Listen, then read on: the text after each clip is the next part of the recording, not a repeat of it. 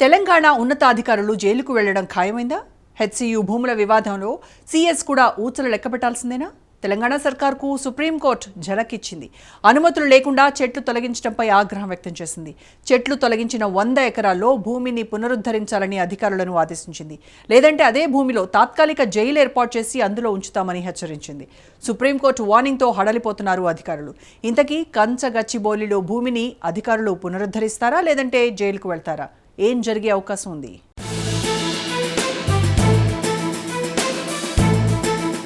తెలంగాణ ప్రభుత్వానికి షాక్ ఇచ్చిన సుప్రీంకోర్టు.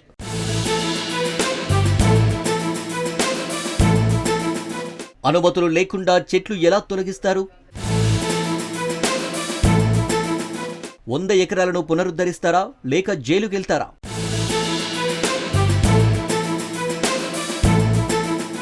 అధికారులకు అత్యున్నత న్యాయస్థానం వార్నింగ్.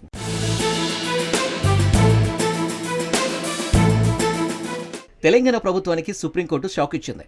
హైదరాబాద్ సెంట్రల్ యూనివర్సిటీ క్యాంపస్కు ఆనుకుని ఉన్న కంచగచ్చిబౌలి ప్రాంతంలో అనుమతి లేకుండా 100 ఎకరాల భూములను ఎలా చదును చేస్తారని justice BR Gavai, justice AG మాసిహల్తో కూడిన ధర్మాసనం రాష్ట్ర ప్రభుత్వాన్ని ప్రశ్నించింది. 100 ఎకరాల్లో చెట్లను బుల్డోజర్లతో తొలగించడాన్ని తాము సమర్థించబోమని కోర్టు స్పష్టం చేసింది. భూములను ఏదైనా చేయాలనుకుంటే అందుకు తగిన అనుమతులు తీసుకోవాలి కదా అని రాష్ట్ర ప్రభుత్వాన్ని కోర్టు ఆక్షేపించింది. గూడు కోసం జంతువులు పరుగులు తీయడం, వీధి కుక్కలు కరిచిన విషయాన్ని ప్రస్తావించింది. జంతువులకు జీవించే హక్కు లేకుండా చేస్తారా అంటూ కోర్టు ప్రశ్నించింది. 100 ఎకరాల్లో ఉన్న జంతువులు, పక్షి జాలాన్ని ఏం చేయాలన్న దానిపై ప్రభుత్వం అసలేం చర్యలు తీసుకోవాలనుకుందో చెప్పాలందే. జంతువులను రక్షించడానికి రక్షణ చర్యలు తీసుకోవాలని అధికారులను ఆదేశించింది.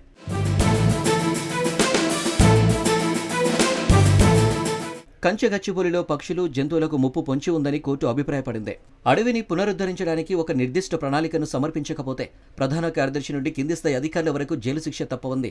రాష్ట్ర ప్రధాన కార్యదర్శికి జైలు శిక్ష పడకుండా ఉండాలంటే ఆ 100 ఎకరాల భూమిని ఎలా పునరుద్ధరిస్తారో చెప్పాలని జస్టిస్ గవాయ్ ప్రశ్నించారు. అడవిని పునర్నిర్మించే విషయమై ప్రభుత్వం ఒక ప్రణాళికతో రావాలని, లేకపోతే మీ అధికారులతో ఎంతమంది జైలుకు వెళతారో తెలియదని న్యాయమూర్తి ఆగ్రహం వ్యక్తం చేశారు. 3 రోజుల సెలవులో ఆగమేఘాల మీద అడవిని ఎలా తొలగిస్తారని కోర్టు మండిపడింది. అడవిని పునరుద్ధరించకుంటే అధికారులు జైల్లో ఉండాల్సి వస్తుందని కోర్టు స్పష్టం చేసింది. అక్కడే కొలను దగ్గర 6 నెలల్లో తాత్కాలికంగా జైలు నిర్మించి అందరినీ అందులో ఉంచుతామంటూ తీవ్రస్థాయిలో మండిపడింది.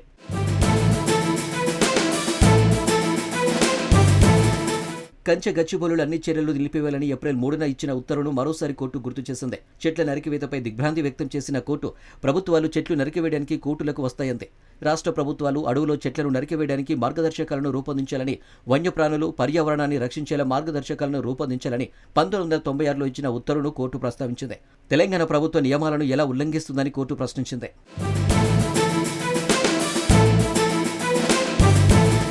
తెలంగాణ ప్రభుత్వం తరపున హాజరైన సీనియర్ న్యాయవాది అభిషేక్ మను సింఘ్వి ప్రభుత్వ చర్యల్లో లోపాలున్నాయని అంగీకరించారు. అయితే ప్రభుత్వ చర్యలు నిజాయితీగా ఉన్నాయని తేల్చి చెప్పారు. అయితే కోర్టు ఆ వాదనలను కొనసాగించడానికి ఇష్టపడలేదు. అవన్నీ పట్టించుకోమన్న కోర్టు పర్యావరణ పరిరక్షణ గురించి మాత్రమే తమ ఆందోళనని పేర్కొంది. 100 ఎకరాల్లో చెల్లాచెదురైన జంతువులు సురక్షితంగా ఉన్నాయని నిర్ధారించాలని ప్రభుత్వాన్ని ఆదేశించింది. 100 ఎకరాల భూమిని ఎలా పునరుద్ధరిస్తారన్నది మాత్రమే తాము వినాలనుకుంటున్నామని కోర్టు పేర్కొంది. తదుపరి విచారణను మే 15కు వాయిదా వేసింది.